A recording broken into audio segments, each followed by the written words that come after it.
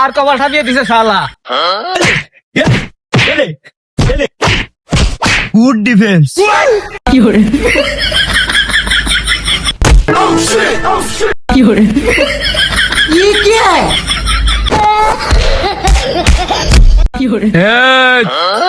আমুকরা বল আমার শ্বশুর, ওর মেয়ে আমার গার্লফ্রেন্ড না, আমার বউ বউ। এই সকিনা আমার শুধু বউ না, সকিনা আমার মনির মা হবে।